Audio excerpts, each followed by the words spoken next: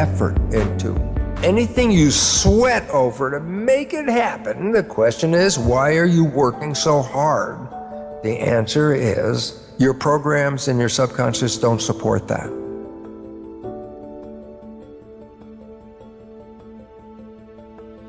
When you're thinking, that's conscious mind, creative. I'm thinking. If your conscious mind is driving the vehicle, let's say you're controlling your nervous system, controlling your behavior, you got the hands on the wheel, you're driving the car with your wishes and desires. I want to go here, I'm going to go do that. And I say, great, wishes and desires. Let's say you're walking down the street, and then all of a sudden you have a thought. The conscious mind at this moment, is it paying attention to the walking on the street, or does it go inside your head and look for the answer? That's a question. The moment the conscious mind went ahead, it's not paying attention to what's going on the outside, is it? When my conscious mind is in thought, my subconscious by default becomes autopilot. When I am thinking, my conscious mind is engaged in creative imagination. By definition, it's not paying attention, and whatever behavior I'm engaged with at that moment is now going to be run by what? Subconscious program, autopilot. When you're thinking, autopilot, subconscious is in control. How much of the time are we thinking? The average person, 95% of the day has a thought going on, which means 95% of the behavior during that day is programmed and managed by the subconscious. Your life is not controlled by the conscious mind, which is wishes and desires, okay? It's controlled by the subconscious, which has been programmed by observing other people. And then your life becomes an expression of their behavior. The programming of your subconscious started in the last trimester of pregnancy and was intense from year 0, 1, 2, 3, 4, 5, 6, and by 7 starts, the programming is less. So the first 7 years are programming, okay? And you say, but how do I know what the programs are?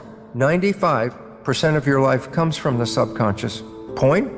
Your life is a printout of your subconscious programming. So you don't need to go back in your life to find out who did what, who to create the life that you have.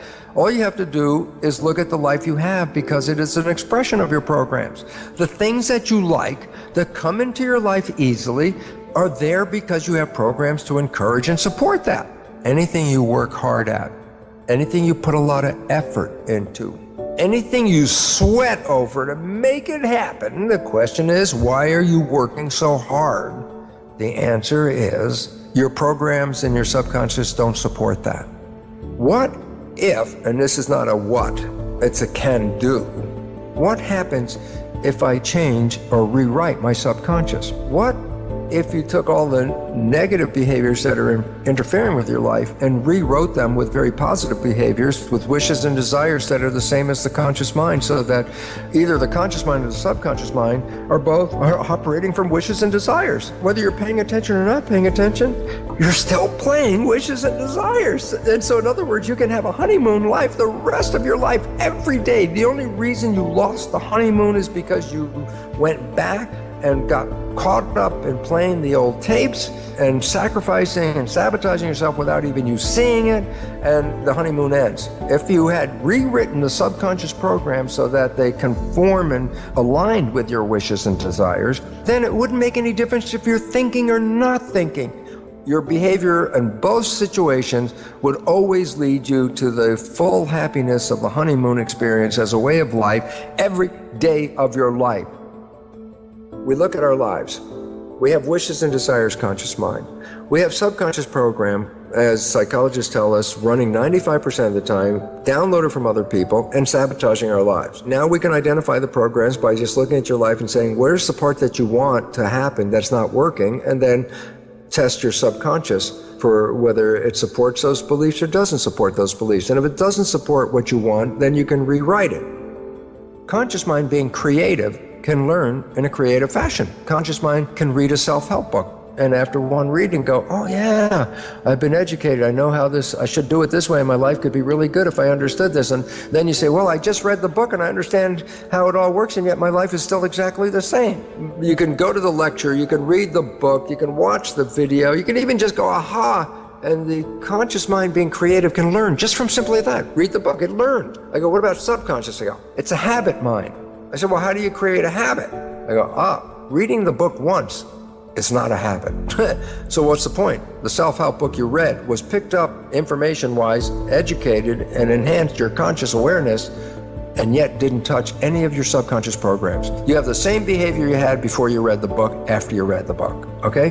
Why? Conscious mind learns by reading the book. Subconscious habit, you don't learn from that one reading of the book. Here's the 3 things to rewrite your subconscious.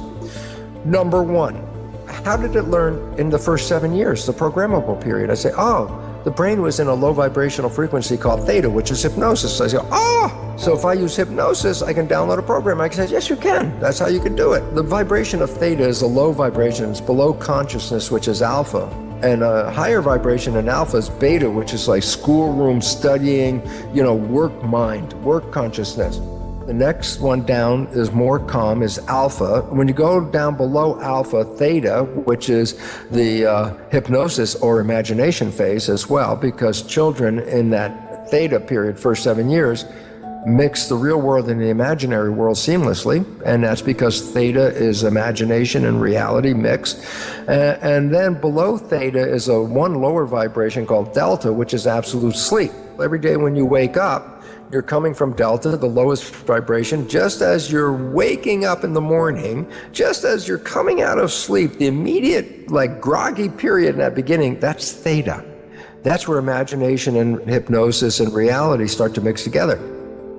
Every day, when you're going to bed or when you're waking up, you go through a zone of theta. Naturally, from sleep vibration delta, the lowest, to waking up, you have to go through theta.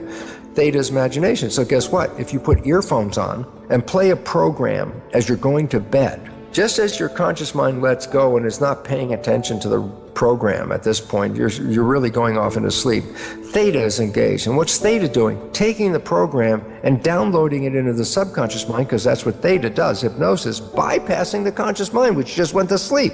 So every night, putting on earphones and playing a program of a behavior that you want to create in your life, repetition of that every night will then manifest that experience. Number 2, what about programming after age 7? I go, oh, well, then the conscious mind's working. So how do I put a new program in? I say, you practiced. You repeated something over and over and over again, making a habit out of it. So repetition.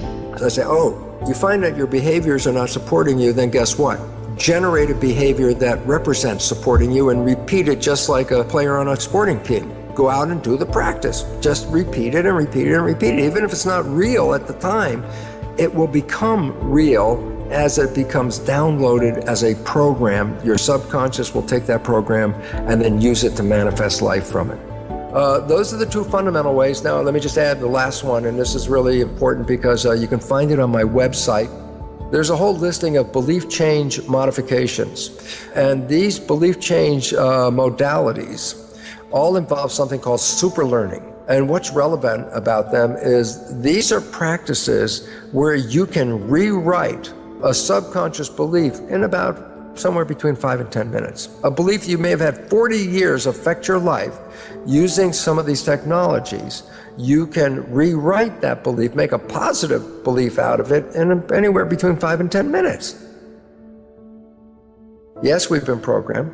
The vast majority of the programs are negative and disempowering. So yes, the vast majority of people on this planet are having that negative experience as well. So the next most important thing now is to recognize, well, if I'm not getting what I want, is it because the universe is not giving it to me? And the answer is almost inevitably no. It's because your own program that's invisible, operating 95% of the day, is keeping it away from you.